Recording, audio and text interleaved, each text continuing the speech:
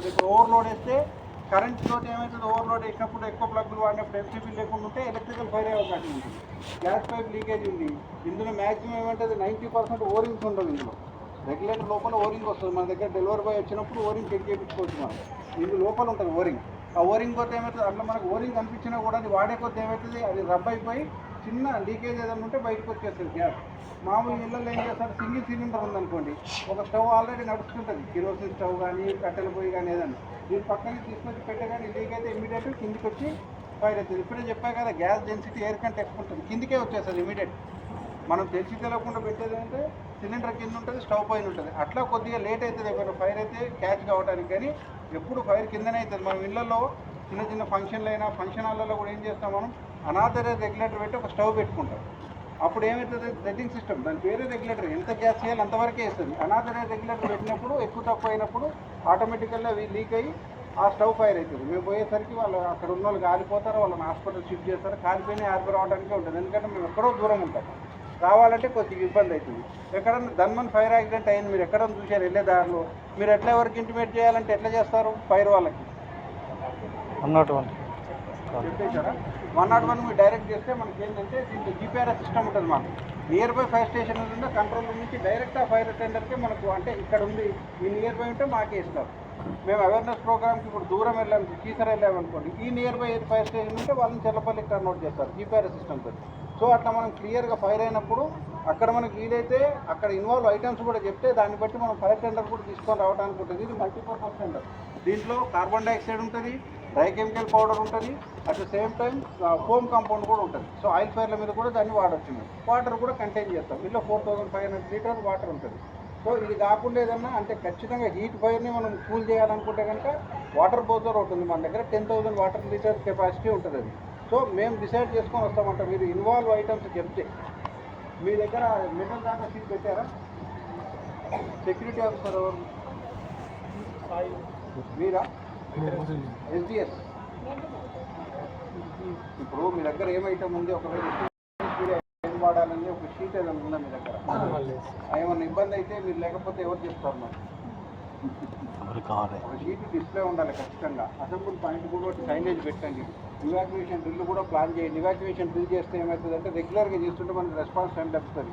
ఒక ఫైర్ అవుతుందనే కాదండి, ఇప్పుడు ఒకవేళ డిజాస్టర్స్ ఉంటాయి, మ్యాన్మేడ్ డిజాస్టర్ ఉండొచ్చు, న్యాచురల్ డిజాస్టర్ ఉండొచ్చు.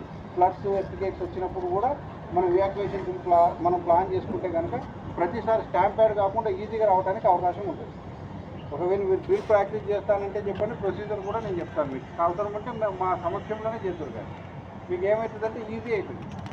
ఓకేనా?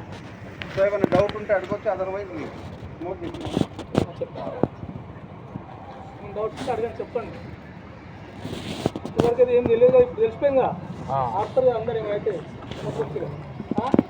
మోస్ట్లీ ఏంటంటే ఏదన్నా ఇన్సిడెంట్ జరిగితే 2 నుంచి 3 నిమిషాల లోపల ఇవి first aid fire fighting extinguishers అంటారు. వీటిని కనుక కలిపి మీరు యూజ్ చేసి ఆర్పగలిగితే ఏమవుతుందంటే మా అవసరం పడదు. ఒక 3 నిమిషాలు దాటిపోయింది అనుకోండి, ఏ ఫైర్ కూడా పెద్దగా ఒక్కసారి డిజాస్టర్గా రాదు, చిన్నగానే ఇగ్నిట్ అవుతుంది. ఎలక్ట్రికల్ ఏ గ్యాస్ లీకేజో అట్లా కొన్ని ఏమైతే కొన్ని కంపెనీలలో స్పాంటేనియస్ కంబస్షన్ అవుతుంది. మనం అక్కడ పెట్టినప్పుడు ఆటోమేటిక్ ఉండి కింద నుంచి జనరేట్ అయ్యి ఫైర్ అవుతుంది. అవి చాలా తక్కువ. మన దగ్గర ఏదేమిటి ఎలక్ట్రికల్ ఫైర్, గ్యాస్ ఫైర్ ఇట్లాంటివి అవుతాయి. లేదు ఏదన్నా ఇప్పుడు ఇక్కడ ఉంటే సాల్వెంట్ ఫైర్ అవకాశం ఉంటుంది. ఫార్మస్యూటికల్స్ కానీ ఏపీఐలలో కానీ లేకపోతే ఇదేది మన వీటిని రిఫైనరీ చేసే వాటిలో కానీ ఏమవుతుందంటే అట్లా ఫైర్ అయ్యే అవకాశం ఉంటుంది స్టాటిక్ ఎలక్ట్రిసిటీ తోటి. సో అట్లాంటి వాటికి మనం ఏం చేయాలంటే మీరు ఒకటి మెటల్ టాటా షీట్ పెట్టుకుంటే మీ దగ్గర ఏం కంటెంట్ ఉంది దాన్ని ఎస్టిమేట్ చేసడానికి ఎస్టిమేట్ మీరే ఏందని ఉంటే ఒకవేళ మీరు లేకున్నా బయట నుంచి వచ్చిన ఫైర్ ఫైటర్స్ అయినా సరే వాళ్ళు చూసి దాన్ని ఆపరేట్ చేసుకోవడానికి ఉంటుంది. అంటే ఆర్పడానికి ఈజీగా ఉంటుంది. ప్రతి దాంట్లో మనం వాటర్ పోయడానికి ఉండదు, వాటర్తో ఆర్పడానికి ఉండదు. మీకు ఐడియా ఉండి మెటల్స్ ఉంటాయి, లిథియం, బెరీలియం ఇట్లాంటి పౌడర్ల మీద ఏమవుతుందంటే మనం వాటర్ కొడితే బ్లాస్ట్ అవుతాయి. ఒక రియలిస్టిక్ ఇన్సిడెంట్ ఏంటంటే 2007లో ఒక ఫైర్ స్టేషన్ నుంచి కొండమడికి వెళ్ళారు మౌలాలి నుంచి. అక్కడ సేఫ్టీ ఆఫీసర్ ఆల్రెడీ చెప్పాను, దీనిలో మెటల్స్ ఉన్నాయి సార్, మీరు ఆర్పొద్దు అంటే వాటర్ కొట్టొద్దు, అవి రియాక్ట్ అయితే అంటే మా వాళ్ళు ఏం చేశారు, లేదు మేము వచ్చింది ఆర్పటానికి అని చెప్పి ఎట్లయితే వాటర్ కొట్టారు అట్లా బ్లాస్ట్ అయ్యి 3 సివియర్ ఇంజూరీ అయిపోయారు. సో దట్ అంటే ఈ అవేర్నెస్ ప్రోగ్రామ్ ఏంటంటే ఎటువంటి ఫైర్ అయితే మనం ఎట్లా రెస్పాండ్ అవ్వాలి, మన దగ్గర ఉన్న ఆ ఎన్విరాన్మెంట్ మన దగ్గర ఏది అవైలబుల్ ఉందో దాంతో ఎట్లా ఎక్స్టిబ్యూట్ చేసి రావాలి. డ్రై కెమికల్ పౌడర్ ఏదైతే ఉందో మనకి ఎక్స్టిబ్యూటర్ ఈ పాస్ మెథడ్ అర్థం కాలేదు రాలేదంటే డ్రై సైడ్ తీసుకెళ్ళిపోయి పోసేస్తే ఆరిపోతుంది. ఈవెన్ మనం గ్యాస్ ఫైర్ కూడా డ్రై శాండ్ ఇంత తీసుకొచ్చి ముందర పెట్టిస్తే ఆరిపోతుంది. ఎలక్ట్రికల్ ఫైర్ మీద డ్రై శాండ్ పోస్తే ఆరిపోతుంది. వాటర్ ఉంటే మనం అదర్ దెన్ ఎలక్ట్రికల్ ఏదైనా వాడచ్చు. ఇప్పుడు ఆయిల్ ఫైర్లో మనం వాటర్ పోస్తే ఏమవుతుంది, వాటర్ డెన్సిటీ ఎక్కువ ఉంటుంది కాబట్టి అది కిందికి వెళ్ళిపోయి వాటర్ పైన అది తేలుతానే ఉంటుంది, ఫైర్ ఇంకా స్ప్రెడ్ అవుతుంది మనం వాటర్ పోస్తే. సో దట్ మనం దాన్ని వాడాల్సింది ఏంటి, హోమ్ కాంపౌండ్ కానీ డ్రై కెమికల్ పౌడర్ కానీ. మన దగ్గర ఈ ఉన్న దాంట్లో మొత్తానికి పెన్సిలిన్ ఇంజెక్షన్ లాగా పనిచేసేది ఇది ఒకటి అంటారుగా, సర్వరోగ నివారణ పెన్సిల్. ఈ ఎక్స్టింగ్విషర్ అన్నిటికీ సరిపోతుంది. కాకపోతే ఇది వాడాలా మనం ప్రెమిసెస్ని బట్టి మీరే డిసైడ్ చేసుకోవచ్చు. చెప్పాను ఇది గాల్లో ఈజీగా డైల్యూట్ అయిపోతుంది. సో దీని పార్టికల్స్ ఏం రావు, పొగ అదే పౌడర్ అంతా రాదు, వేరే పక్క వాటిని ఏం డిస్ట్రాయ్ చేయదు. ఇప్పుడు సిస్టమ్స్ ఉన్నాయి, ఆఫీస్లో వాడామనుకోండి ఏమవుతుంది, పక్క సిస్టంలోకి అంతా అంటే కాలిపోయింది ఎట్లా కాలిపోతుంది, పక్క దాంట్లో ఈ పార్టికల్స్ పోయి దాన్ని డిస్ట్రాయ్ చేస్తాయి. అవి బాగా సెన్సిటివ్ ఉంటాయి కదా, మామూలుగా మనం ఏసీలో పెట్టి వాడతాం కంప్యూటర్లో వెళ్ళి, ఈ పౌడర్ అంతా పోతే అవి పాడైతాయి. సో అట్లా ఇవన్నీ మనం గుర్తుపెట్టుకోవాలని అవేర్నెస్ ప్రోగ్రామ్. ఓకేనా, రైట్.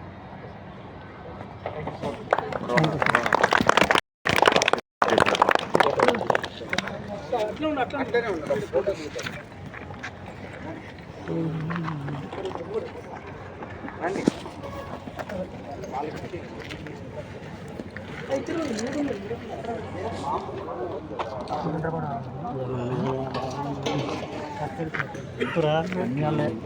బ్రహ్మాండంగా వాడు, పౌడర్ అయినా వాడు, ఏదైనా వాడు, ఏదైనా వాడు.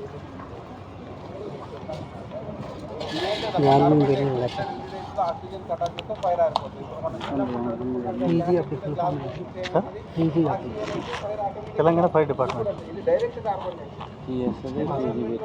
ఫైర్ మీద ఆక్సిజన్ కట్టాలి ఫైర్ వచ్చి వాళ్ళకి ఇచ్చారా.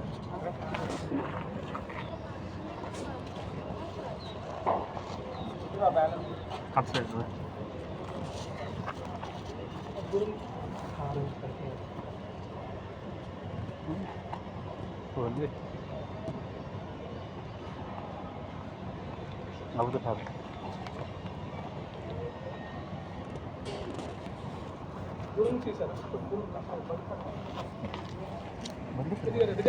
దగ్గర